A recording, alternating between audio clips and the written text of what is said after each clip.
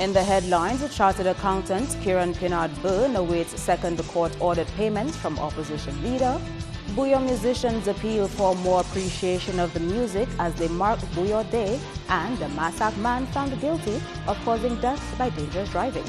I am Andrea Lee with the Channel 5 News, back with the details after this.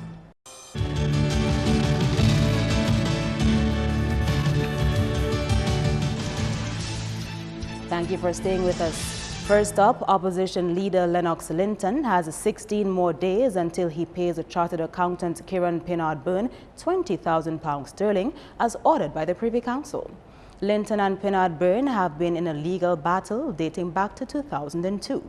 Pinard-Byrne filed a lawsuit against Linton, who was an investigative journalist then, for accusing him during a radio show of professional misconduct and financial impropriety in the Lyre River Hotel Economic Citizenship Program.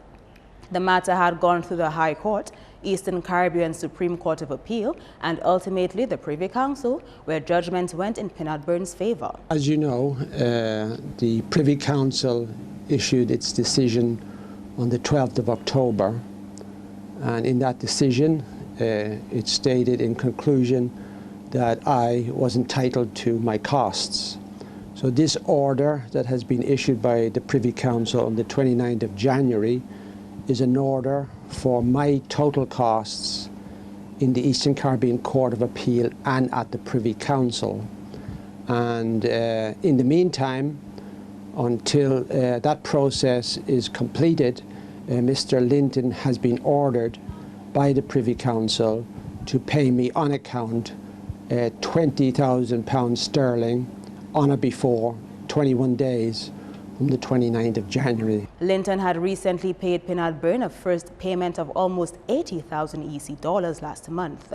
Pinard-Byrne says he has been waiting for the Privy Council to award him costs in connection with the Eastern Caribbean Court of Appeal and Privy Council trials. This process started out in the High Court of Dominica at trial back in 2011, and Justice Cottle made awards there of damages and legal costs against Mr. Linton. It is those costs that Mr. Linton has paid. But Mr. Linton, rather than accept the decision of the High Court, and common sense would dictate that he should have done, as many of his friends advised him to do, he appealed to the Eastern Caribbean Court of Appeal. And the Eastern Caribbean Court of Appeal issued an incorrect judgment. I appealed that incorrect judgment to the Privy Council, and they set it aside. So immediately, the award of Justice Cottle in the High Court became due and payable by Mr. Linton. That matter is now out of the way. Channel 5 News has not been able to reach Linton on the matter.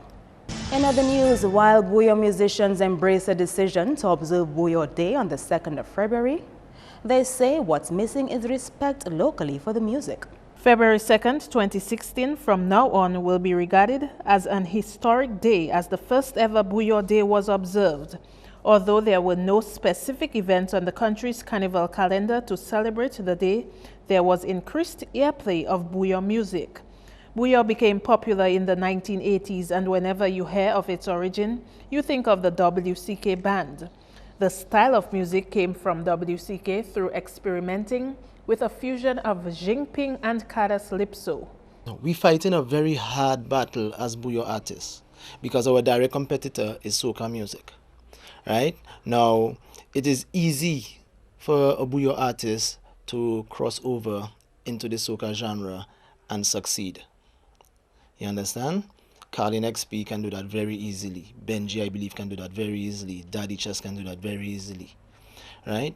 But it is a bit harder when we as Dominicans, we as a nation, we as a people of culture want to push what is Dominican, what is ours.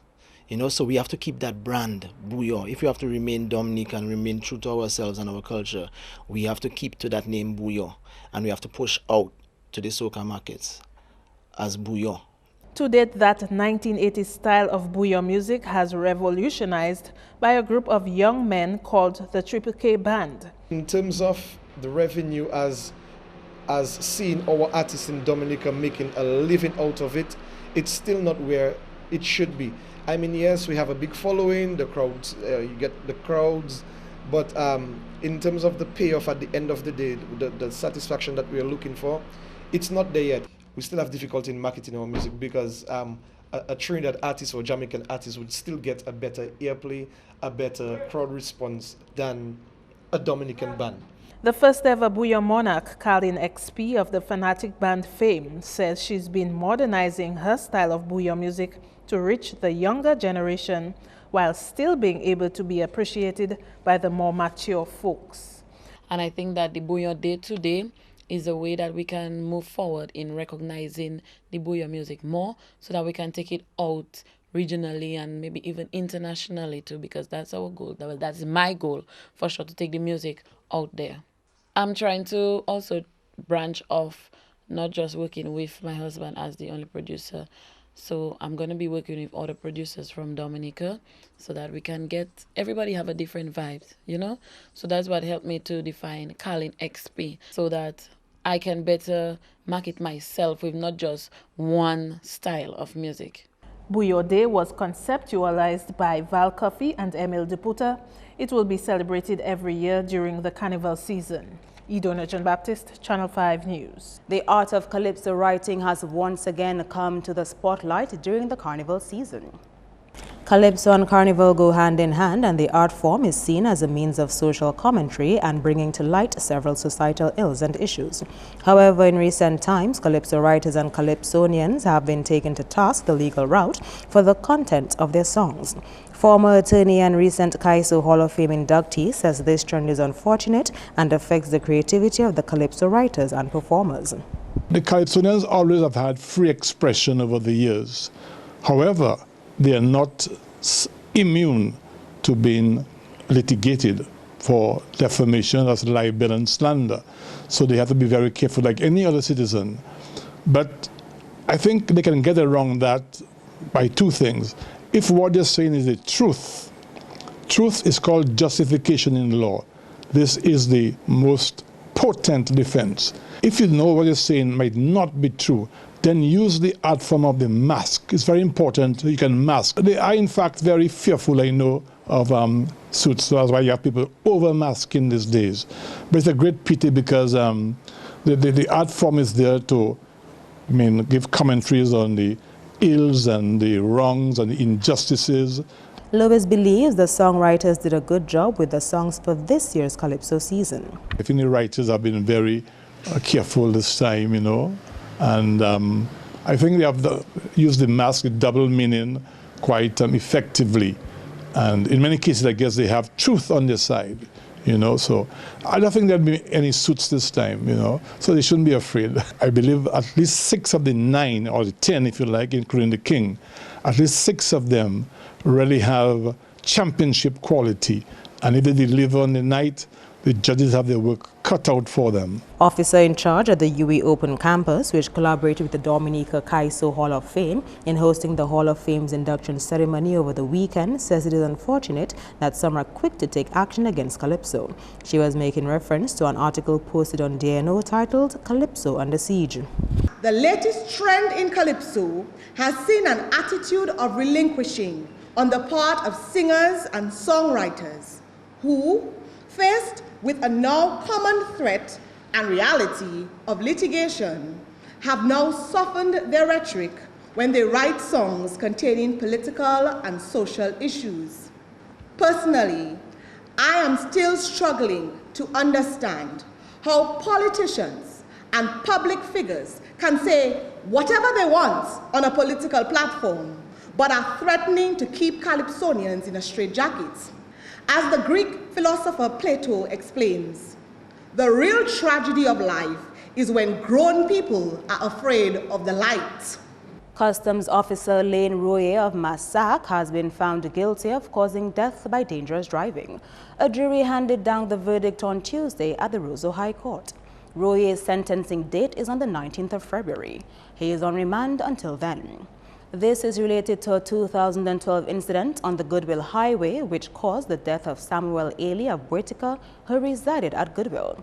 Roye was at the time driving his vehicle which hit Ailey while he was crossing the street. Attorney-at-law Kondwani Williams is representing Roye, while the state's case is being handled by attorney Shuma Dalrymple and Director of Public Prosecutions Evelina Baptist. The Dominican business community is being called upon to give more support to local Calypsonians, and that's the view of reigning Calypso monarch Gregory Caressa Rivera. Though the budget per Calypsonian will differ based on the material and the ideas to be brought on stage, there are inevitable costs which need to be met. The Calypso monarch says that normally after carnival season, a Calypsonian ends up in the red. Of course, there are some fixed costs that we cannot run away from in terms of recording your songs. There are some studios you can go up to $1,000 to record one song. Also, in terms of helping to market your calypso, costuming. Everybody that you bring in the park, you have to pay for them. Bearing in mind that they still have to pay a percentage to their writers and the producers and all this. So it's extremely expensive for Calypso. And that's the reason why I'm really advocating for other businesses to really come on board and follow the footsteps of Malcolm Stevens and Sons and try to adopt a Calypsonian, or at least for the season, provide some sponsorship for a Calypsonian. Rivera says business places can reap benefits from financially supporting a Calypsonian. If you invest in Calypsonians, more than likely you'll definitely get a better show. Calypso is really the biggest thing in Dominica when it comes to show. And if you as a business, as a company, can get involved by at least adopting a Calypsonian. This is King Caressa, sponsored by Malcolm Stevens and Sons. That, to me, is better than spending $5,000 sending ads on the radio every morning. The monarch says he is ready to make his sponsor proud on the night of the finals. The first song that I released, The King is Back, basically looking at the issues in the country and taking a different perspective in terms of not being able to call anybody's name, but at the same time you can still bring out the issue and people still feel, there's something that I need to work on or improve on. The second song, we're talking about the associate degree, basically trying to encourage young people to pursue higher education and of course taking a little twist. I haven't got an idea as to what the judges are thinking of, but I can tell you, all you hear is the king is back. The king is back. Caressa will be attempting to become a 4-time Calypso monarch this year. You are watching the Channel 5 News. What the police chief has to say on the shutdown of Wetfet when we return.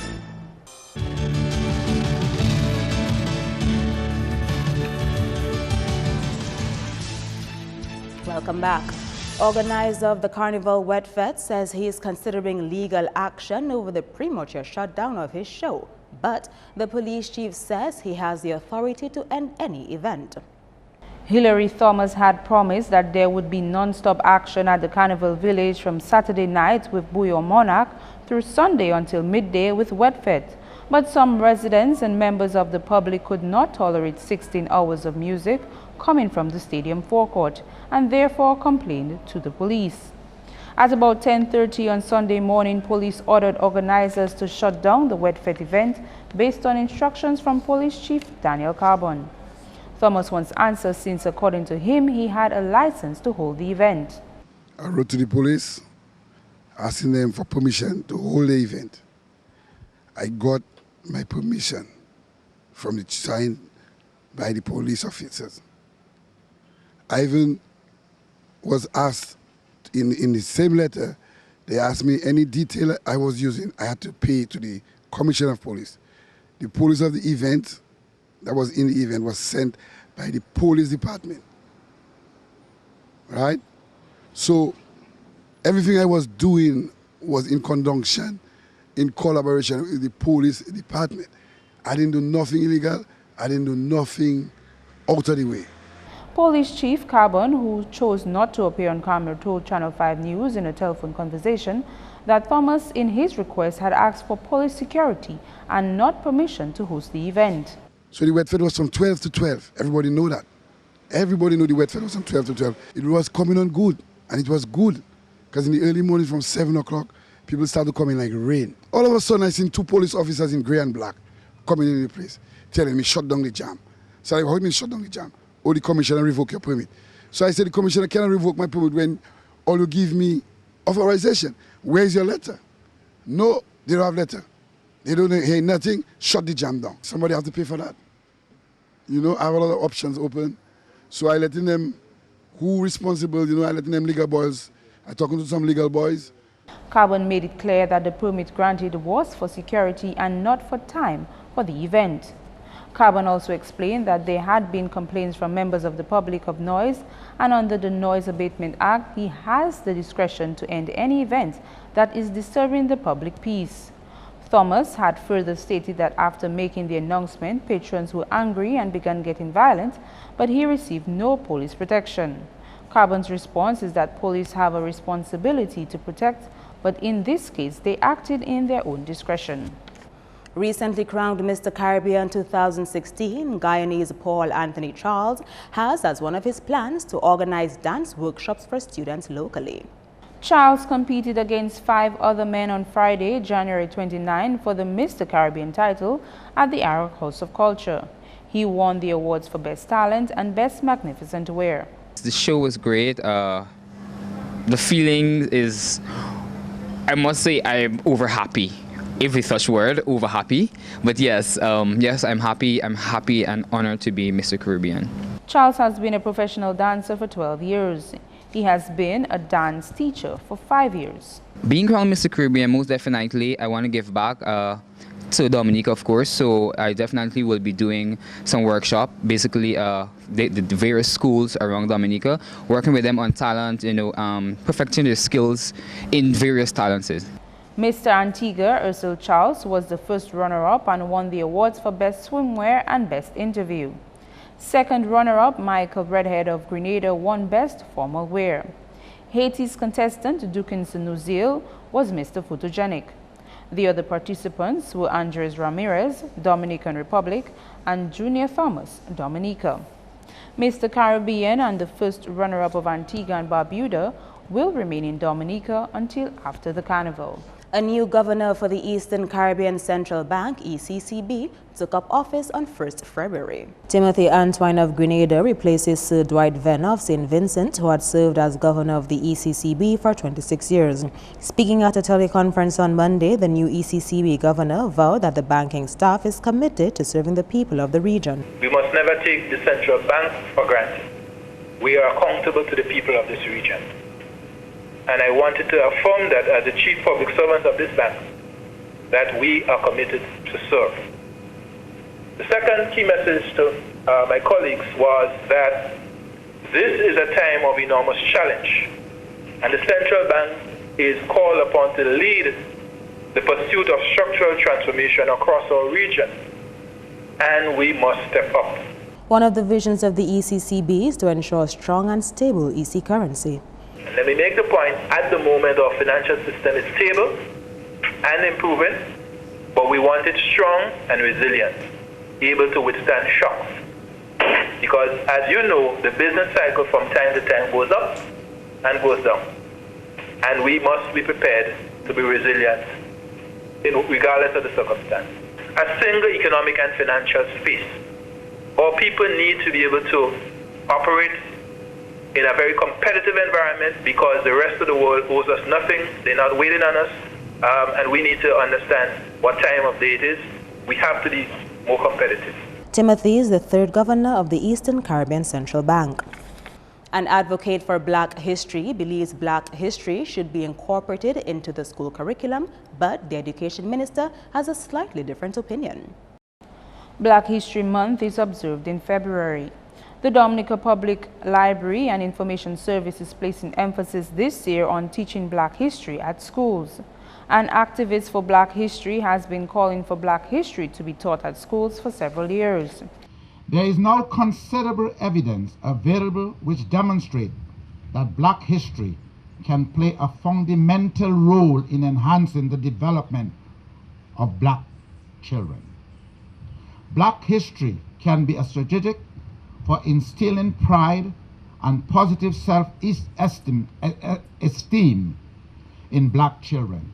The development of a positive Black identity in our society is not an easy task, but a complex and difficult one requiring staying power. Minister for Education Tues2ndFeb2k16News says he does not quite agree to judge's appeal. I do not think that there is need for a standalone subject within the school curriculum called Black History. What we have sought to do, and of course what we need to put some more emphasis in the future, is to look at the whole issue of integrating our history, Black history, into the existing curriculum. As Mr. George's view is that there is need for re-education, and I subscribe to that. But as I've said, the approach that must be adopted is an integrated approach to teaching successive generations of our history. Welcome to our Chit Chat segment. I'm Idona John Baptist, and I am joined by Wadix, and you know what this means. It's the final staging of Stardom 10th on Wednesday night. Wadix, tell us what's going on there. Well, first of all, we would like to thank our patrons, the sponsors, and the media for really embracing this year's Stardom 10th. We really had a fantastic year. But this Wednesday will be the culmination where we will crown the valedictorian, we will crown the one that excelled most, and mark a real pandemonium setting where 6 monarchs, 8 road march monarchs, the greatest dance band in the world, 70% of the KAISO finals will be on display, and the monarch of the 10th will be crowned. Reggae Downtown Cicero Hotel, you can't ask for anything else. How has the reception of the 10th been? So far overwhelming, and we really must thank, despite all what went on with Erica. We must say that we really had a fantastic season. Shortened, most of the songs are on high rotation on the various frequencies, and Stardom, every corner, every nook, every cranny of this beautiful nature isle, it's Stardom all the way, and that's why we are simply dominating the ultimate KAISO institution and academy in Dominica. So 14 Calypsonians will be competing for the Stardom crown. Well over 20 Calypsonians, and like I said, in between that, 5 monarchs, 8 road march monarchs, and 70% of the grand finals. And we're not just talking about the male Calypsonians, women are involved as well. Absolutely, we have the Stingray, we have Alicia, we have Lady S, quite a bit of the feminine Calypsonians will be on display tomorrow night. So it promises to be the second greatest show in the Calypso calendar in Dominica. Okay, thank you very much, Wadix. You heard it, the final staging of Stardom 10th on Wednesday night. Sports is next with Kenny Williams.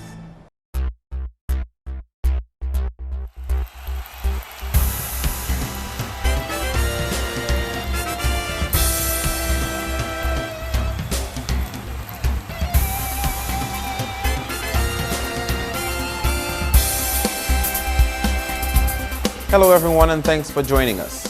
First up in sports, Dominica State College and Zaman Garment Dominica Grammar School created some excitement in the male and female categories as the teams played in the last 2 matches for the week. The male teams took to the court where State College won 3-0, scores 25-16, 25-9, 25-11. But before them, the female teams took to the court where Dominica Grammar School won 3-1 with scores 25-22, 16-25, 25-22 and 25-23. Moving on to cricket. 3 matches are down for play in the 2016 United Insurance Secondary Schools Under-20 Cricket Championships Wednesday.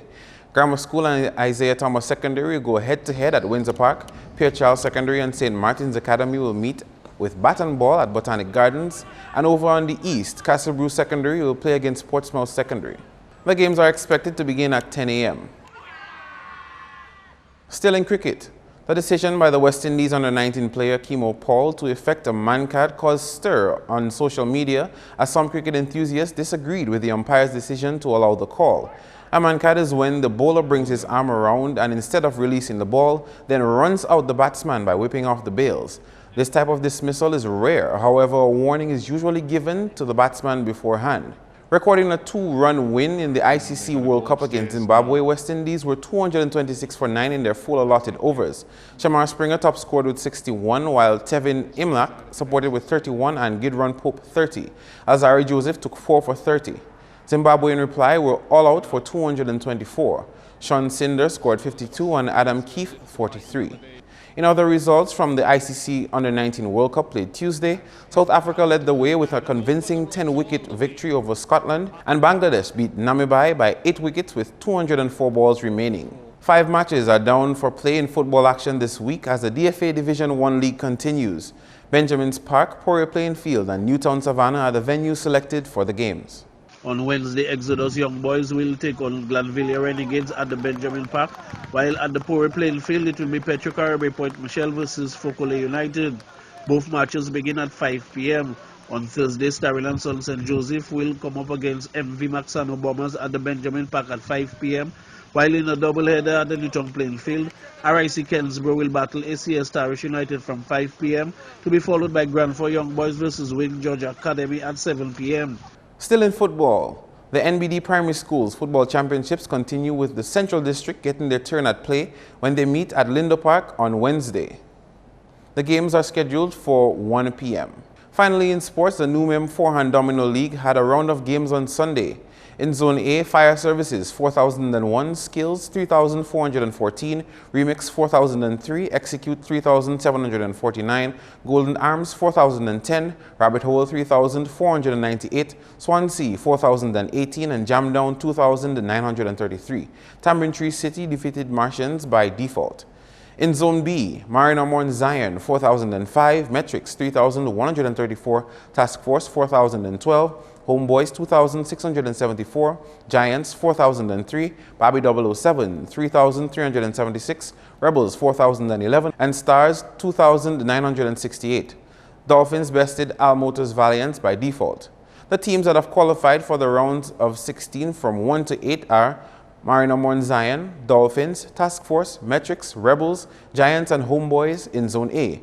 In Zone B, Swansea, Tambourine Tree City, Fire Services, Remix, Skills, Execute, and Rabbit Hole.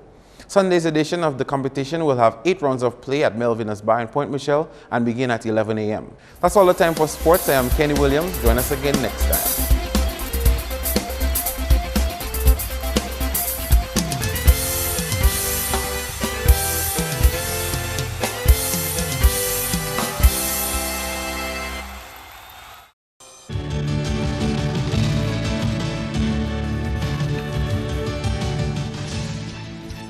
Your weather report is next.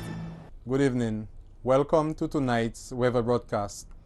Occasional cloudy skies were observed across parts of the island chain on satellite imagery today, with Dominica reporting partly cloudy skies and radar imagery indicating a few scattered showers across the island. For tonight, the weather is expected to be partly cloudy to cloudy with a few scattered showers, and for tomorrow, mostly cloudy skies with scattered showers can be expected. Sea conditions are expected to be slight to moderate in open water with waves peaking near 7 feet. The 48-hour projection puts a trough system across the area with an inch of rainfall expected.